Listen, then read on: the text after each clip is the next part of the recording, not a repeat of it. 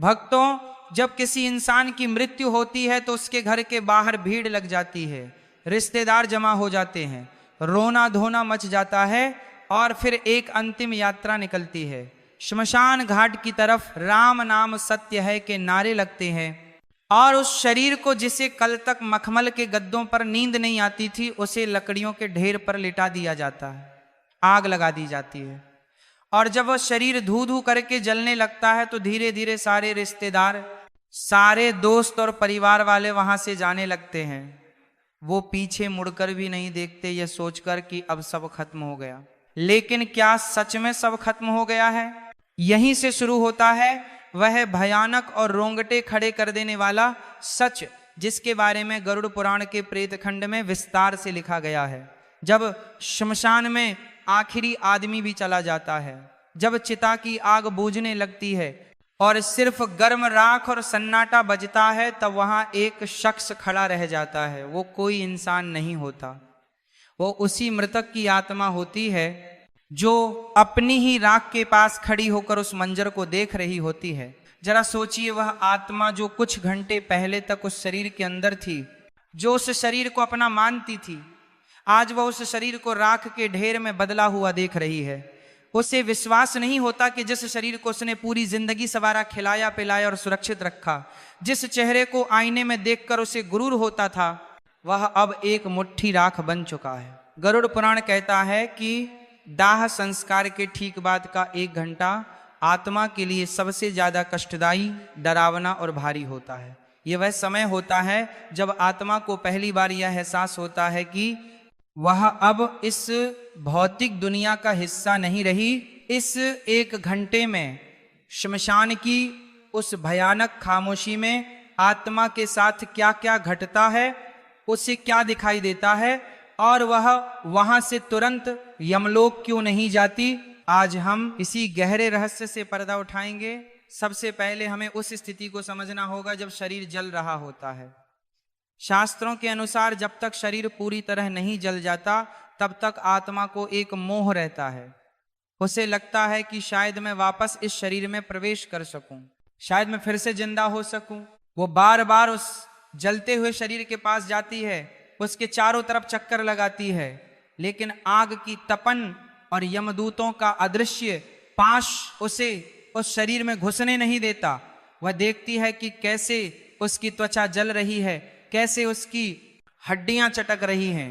यह दृश्य उसके लिए किसी प्रलय से कम नहीं होता। और फिर आता है वह दर्दनाक पल जिसे कपाल क्रिया कहते हैं, जब घर का कोई सदस्य या बेटा बांस के डंडे से जलते हुए शव के सिर पर प्रहार करता है और सिर को फोड़ देता है। यह दृश्य देखने में जितना भयानक है, आत्मा के लिए उससे कहीं ज्यादा पीड़ादायक है। गरुड़ पुराण कहता है कि जैसे ही कपाल फटता है, एक जोरदार धमाका होता है जो सिर्फ आत्मा को सुनाई देता है। यह वह पल है जब आत्मा का उस शरीर से आखिरी बंधन टूट जाता है। उसे समझ आ जाता है कि अब वापसी का कोई रास्ता नहीं बचा, यह दरवाजा हमेशा के लिए बंद हो चुका है। लेकिन असली कहानी तो इसके बाद शुरू होती है। जब कपाल क्रिया हो जाती है और शरीर जलकर खाक हो जाता है, तब नियम के अनुसार घर वाले और रिश्तेदार वहां से लौटने लगते हैं। शास्त्रों में सख्त नियम है कि श्मशान से लौटते वक्त पीछे मुड़कर नहीं देखना चाहिए। क्या आपने कभी सोचा है कि ऐसा क्यों कहा जाता है? इसके पीछे एक बहुत बड़ा और डरावना कारण है। जब परिवार वाले वहां से जाने लगते हैं तो आत्मा घबरा जाती है। उसे लगता है कि यह लोग मुझे इस सुनसान और डरावनी जगह पर अकेला छोड़कर कहां जा रहे हैं। वह चिल्लाती है, आवाज देती है कि रुको, मुझे भी साथ ले चलो, मैं यहाँ अकेला नहीं रह सकता, मुझे डर लग रहा है। लेकिन उसकी आवाज किसी को सुनाई नहीं देती, क्योंकि अब वह आवाज हवा में गूंजने वाली ध्वनि नहीं बल्कि एक कंपन है। वह आत्मा दौड़ती है, अपने बेटे को पकड़ने की कोशिश करती है, अपनी पत्नी या पति को आवाज देती है, उनके कपड़ों को पकड़ने की कोशिश करती है, लेकिन उसका हाथ उनके शरीर के आर पार निकल जाता है। वो किसी को छू नहीं सकती, किसी को रोक नहीं सकती। और जब वह देखती है कि उसके अपने ही लोग, जिनके लिए उसने पूरी जिंदगी पाप किए, झूठ बोला, बेईमानी की, रात दिन एक करके पैसा कमाया, वो आज उसे एक अनजान जगह पर राख के ढेर के पास अकेला छोड़कर जा रहे हैं, तब उसे जीवन का सबसे बड़ा धोखा महसूस होता है। उसे समझ आता है कि दुनिया का कोई भी रिश्ता आखिर तक साथ नहीं देता, सब मतलब के साथी थे। जैसे ही शरीर ने साथ छोड़ा, सबने मुंह मोड़ लिया। अब सवाल आता है कि आत्मा उस शमशान में 1 घंटे तक क्यों रुकती है? वह तुरंत उनके पीछे क्यों नहीं जाती? गरुड़ पुराण के अनुसार शमशान भूमि भगवान शिव का निवास स्थान मानी जाती है, लेकिन यह अतृप्त आत्माओं, भूतों और पिशाचों का गढ़ भी है। जब कोई ताजा मृत्यु होती है तो उस आत्मा के चारों तरफ एक सुरक्षा कवच होता है जो उसे कुछ समय के लिए श्मशान की नकारात्मक शक्तियों से बचाता है। लेकिन जैसे जैसे समय बीतता है वह कवच कमजोर पड़ने लगता है। उस 1 घंटे के दौरान आत्मा को श्मशान में मौजूद दूसरी भटकती हुई रूहें दिखाई देने लगती हैं। उसे अजीब अजीब सी डरावनी आवाजें सुनाई देती हैं। वो देखती है कि वहाँ कई ऐसी आत्माएं हैं जो सैकड़ों सालों से मुक्ति के लिए तरस रही हैं, जो भूख और प्यास से तड़प रही हैं, जिनका शरीर विकृत हो चुका है। कुछ आत्माएं हवा में तैर रही होती हैं तो कुछ जमीन पर रेंग रही होती हैं। वह नई आत्मा को देखकर उसकी तरफ लपकती है, उसे डराने की कोशिश करती है। यह दृश्य देखकर वह नई आत्मा डर के मारे कांपने लगती है। वह छिपने की जगह ढूंढती है, लेकिन श्मशान के खुले मैदान में छिपने की कोई जगह नहीं होती। उसे अपनी गलतियों का, अपने पापों का पछतावा होने लगता है। वह सोचती है कि काश मैंने जीवन में कुछ पुण्य किया होता, काश मैंने भगवान का नाम लिया होता तो आज मुझे यह दिन नहीं देखना पड़ता। गरुड़ पुराण कहता है कि उस 1 घंटे में आत्मा को यमदूत तुरंत नहीं पकड़ते, वह उसे छोड़ देते हैं ताकि वह अपनी आंखों से देख सके कि जिस शरीर और जिस संसार पर उसे इतना घमंड था उसकी असली औकात क्या है। यह श्मशान वैराग्य का क्षण होता है। आत्मा को यह एहसास दिलाने के लिए कि तूने क्या खोया है और क्या पाया है, उसे वहां रुकना पड़ता है। उस समय आत्मा को एक बहुत ही विचित्र अनुभव होता है। उसे समय का ज्ञान नहीं रहता। जो हमारे लिए 1 घंटा है वह उस आत्मा के लिए कई दिनों के बराबर लगता है। उस अकेलेपन में, उस सन्नाटे में उसे अपने जीवन की रील दिखाई देने लगती है। गरुड़ पुराण इसे जीवन समीक्षा या लाइफ रिव्यू कहता है।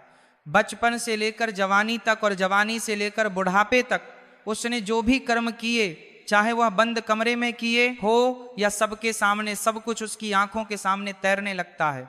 उसने किस किस का दिल दुखाया, किस किस का हक मारा, किस किस को धोखा दिया, वह सब उसे याद आने लगता है। और सबसे बड़ी बात, उसे यह भी दिखाई देता है कि उसके उन कर्मों का दूसरों पर क्या असर पड़ा।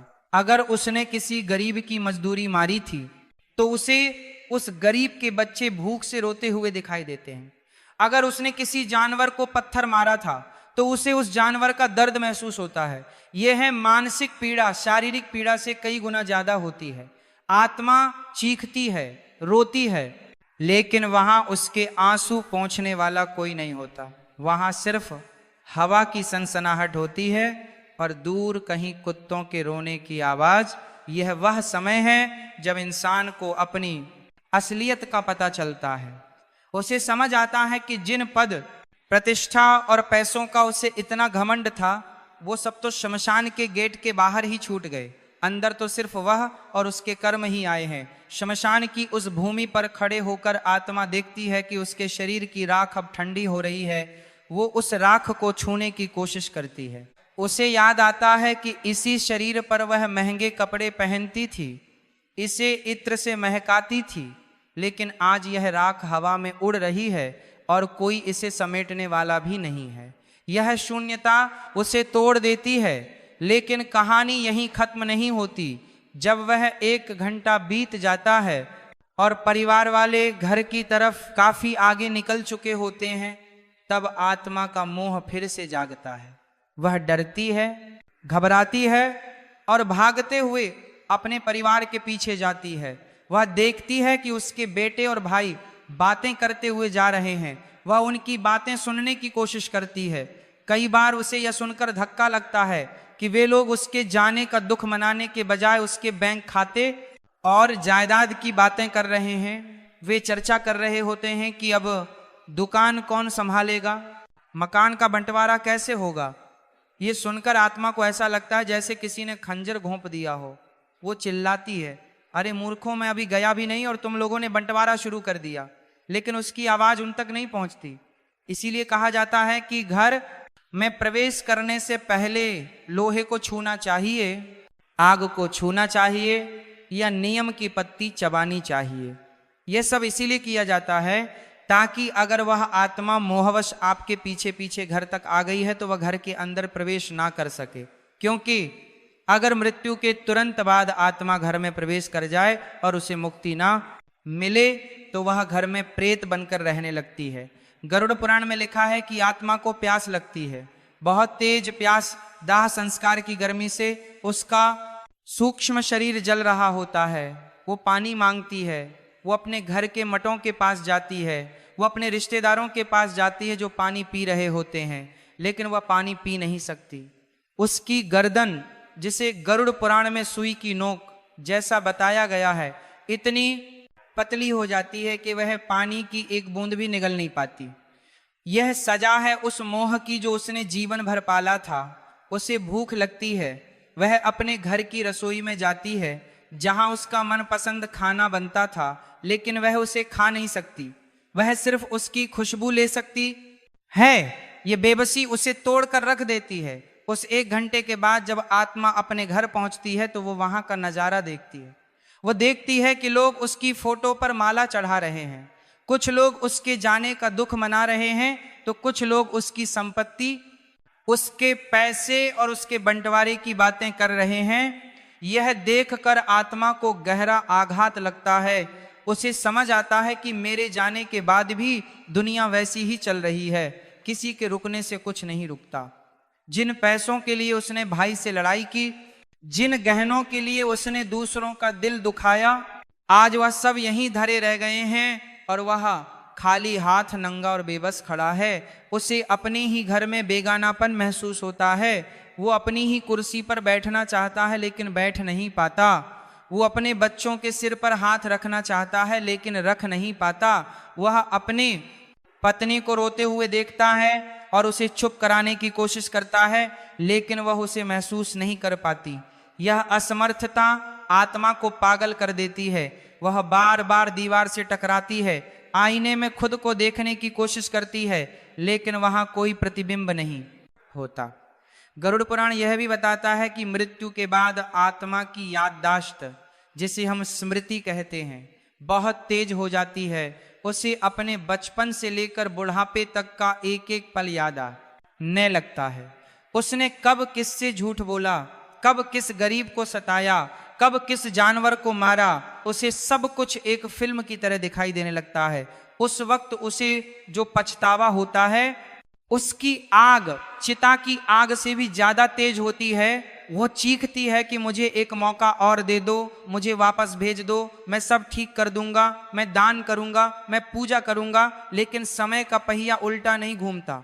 उस समय आत्मा को यमदूतों का असली रूप दिखाई देने लगता है। जो यमदूत पहले उसे सिर्फ परछाई जैसे लग रहे थे, अब वह स्पष्ट होने लगते हैं। पापी आत्मा के लिए उनका रूप अत्यंत भयानक होता है। उनकी आंखें लाल अंगारों जैसी होती हैं, बाल बिखरे हुए होते हैं, दांत बाहर निकले होते हैं और हाथ में काला पाश होता है। वे आपस में बात करते हैं कि इस पापी को किस नरक में ले जाना है। उनकी बातें सुनकर आत्मा थर थर कांपने लगती है। लेकिन जो पुण्य आत्मा होती है, जिसने जीवन भर धर्म का पालन किया होता है, उसे वह यमदूत सौम्य और शांत दिखाई देते हैं। वे उससे आदर से बात करते हैं और उसे सांत्वना देते हैं। ये सब हमारे कर्मों का ही प्रतिबिंब है। जैसा हम करते हैं वैसा ही हमें अंत में दिखाई देता है। दोस्तों, यह 1 घंटा जो आत्मा श्मशान में और फिर अपने घर के दरवाजे पर बिताती है, ये उसे ये समझाने के लिए काफी होता है कि जीवन का असली उद्देश्य क्या था। हम पूरी जिंदगी भागते रहते हैं, पैसा कमाने के लिए, नाम कमाने के लिए, बड़ा घर बनाने के लिए। हम रिश्तों को दांव पर लगा देते हैं, नैतिकता को भूल जाते हैं, लेकिन अंत में उस 1 घंटे में हमारे पास सिर्फ हमारे कर्म होते हैं। अगर आपने जीवन में किसी प्यासे को पानी पिलाया है तो उस वक्त आपको ठंडक महसूस होगी। अगर आपने किसी नंगे को कपड़ा दिया है तो उस वक्त आपको सुरक्षा महसूस होगी। लेकिन अगर आपने सिर्फ छीना है, सिर्फ बटोरा है, तो उस वक्त आपको सिर्फ तड़ भप मिलेगी। गरुड़ पुराण का ये ज्ञान हमें डराने के लिए नहीं है, ये हमें जगाने के लिए है। ये हमें बताता है कि जिस मौत से हम इतना डरते हैं वह तो आनी ही है, और जब वह आएगी तो हमारे बैंक बैलेंस, हमारी डिग्रियां, हमारे फॉलोअर्स कुछ काम नहीं आएंगे।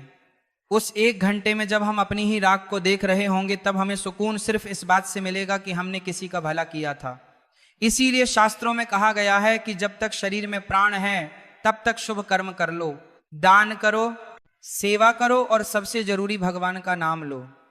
क्योंकि गरुड़ पुराण में भगवान विष्णु खुद कहते हैं कि जो व्यक्ति मेरे नाम का जप करता है उसे मृत्यु के बाद यमदूत नहीं बल्कि मेरे पार्षद लेने आते हैं।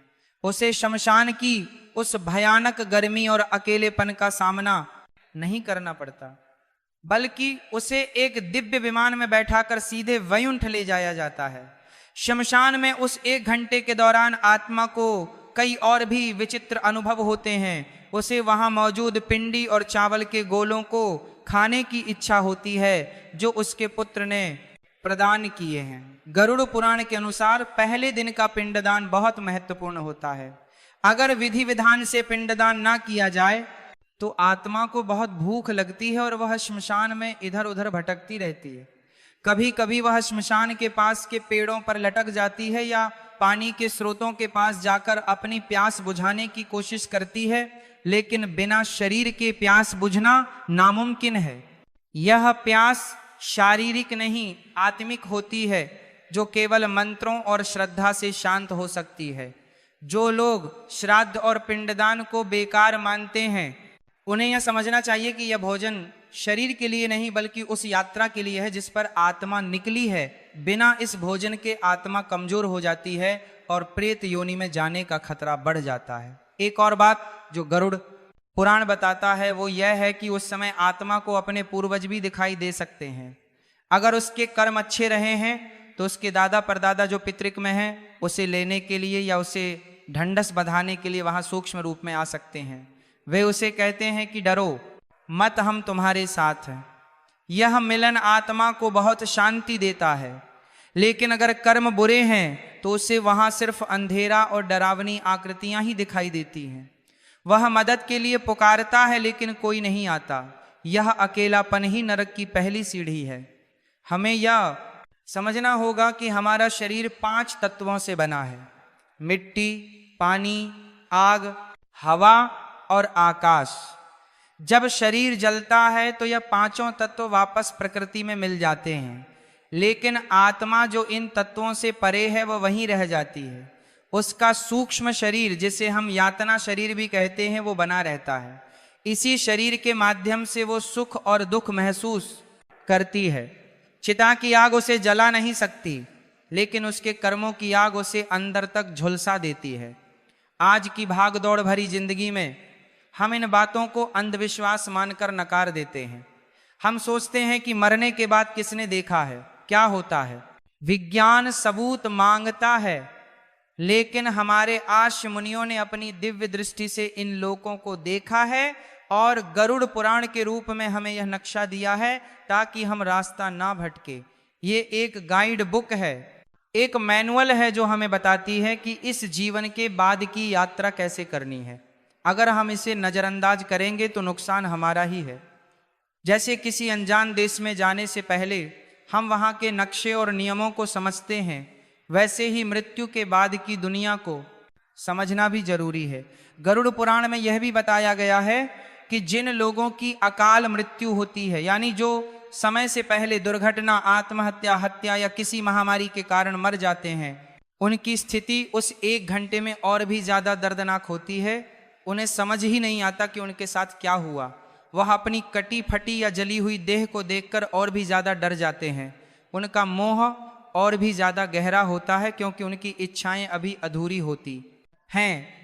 उनका जीवन चक्र पूरा नहीं हुआ होता। ऐसे में उनके लिए पिंडदान तर्पण और नारायण बलि जैसी पूजा और भी ज़्यादा जरूरी हो जाती है।